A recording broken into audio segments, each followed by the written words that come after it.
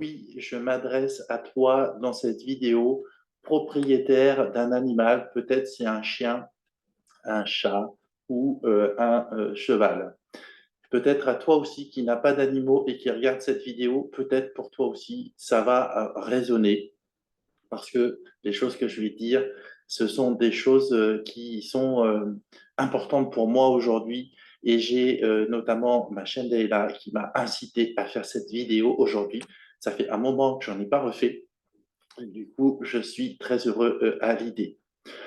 En fait, avec les animaux, surtout quand on est une personne hypersensible, quand on a développé du ressenti, quand on a fait du développement personnel depuis plusieurs années, quand on est amoureux de la vie, quand on est ce qu'on appelle les éveillés, hein, si ça vous parle, parce que voilà, les gens qui sont éveillés, qui ont compris qu'il y avait autre chose, euh, voilà, qu'il y avait une autre façon de vivre, l'abondance, etc. Eh bien, malgré tout, nous sommes encore formatés par notre éducation, par des tas de choses, et en fait, on passe notre vie à tout déconstruire. Voilà. Et si je vous disais que moi, j'étais complètement déformaté, ce ne serait pas vrai, parce que je passe ma vie tous les jours à déformater des choses, à observer mes croyances actuelles et à me dire, est-ce que cette croyance est toujours juste pour moi aujourd'hui? Et par rapport aux animaux qui sont très malades, qui ont notamment des maladies qui sont devenues chroniques, je vais préciser ce que j'entends par maladie chronique ou des problèmes de comportement qui sont, que personne n'arrive à résoudre. Alors, quand j'entends les problèmes chroniques, eh bien, ce sont des problèmes qui deviennent récurrents et qui sont très, très difficiles à soigner, où on va utiliser toute une batterie de choses, des soins vétérinaires, etc., etc. On va tout utiliser pour chercher à soigner son animal. En fait, ce qu'il faut savoir, c'est qu'on fait tout à l'envers en France. On fait tout à l'envers.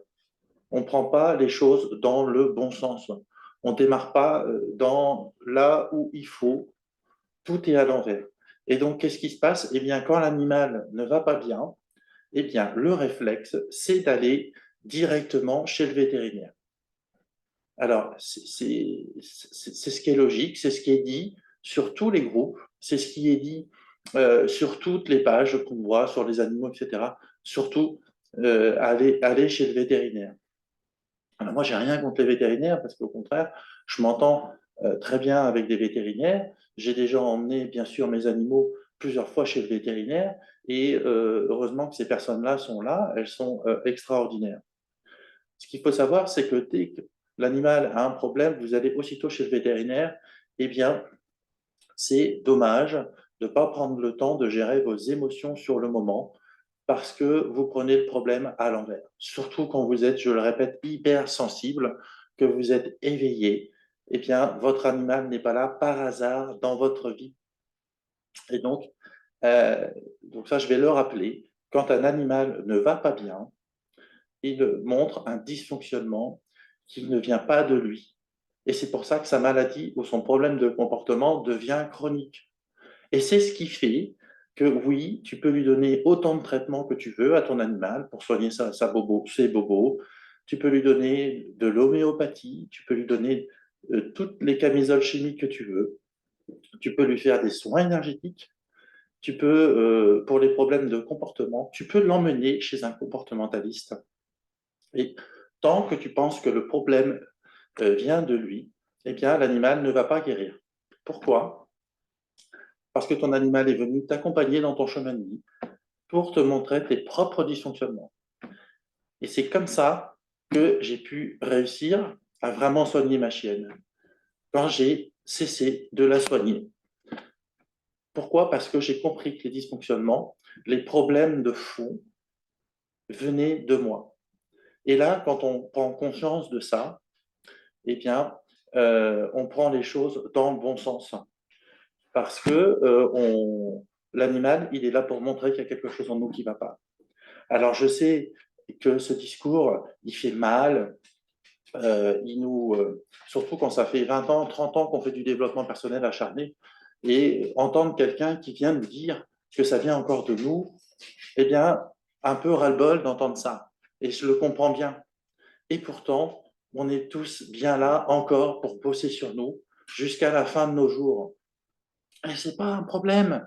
Il faut faire avec. Il faut arrêter de vouloir chercher à être complètement parfait. Donc, ce qu'il faut faire, c'est pas se braquer et dire je vais pas chez le vétérinaire parce que ce serait fortement idiot. Il faut prendre le temps de se recentrer, de respirer et de se rappeler que le dysfonctionnement de base, le problème de fond ne vient pas de l'animal, mais il vient de nous. Alors, j'essaierai de refaire d'autres vidéos pour rappeler comment fonctionnent les animaux sauvages, comment fonctionnent les animaux domestiques. Euh, pour que vous puissiez comprendre tout cela. Mais sachez vraiment que le dysfonctionnement, il ne vient pas de l'animal, il vient de vous. Et c'est là la clé. Et c'est comme ça que j'accompagne maintenant de nombreuses personnes à permettre à leur animal de retrouver la voie de la guérison, parce qu'en fait, on va foutre la paix à l'animal et on va aller soigner ce qui a besoin d'être soigné en nous. Et c'est ça le secret. Et donc, je le répète, il ne faut pas commencer les choses à l'envers. Il faut aller d'abord voir en nous. Et donc, qu'est-ce qui se passe? Eh bien, quand on va chez le vétérinaire, on s'engage pour des sommes d'argent qui peuvent être mirobolantes. On va changer les marques de croquettes. On va avoir 15 marques de croquettes. Et les croquettes, ça peut coûter très, très, très cher. On va donner des traitements médicamenteux qui coûtent extrêmement cher, qui viennent de je ne sais pas quel pays, etc. Hein. Et l'animal continue d'avoir des problèmes. Et on persiste.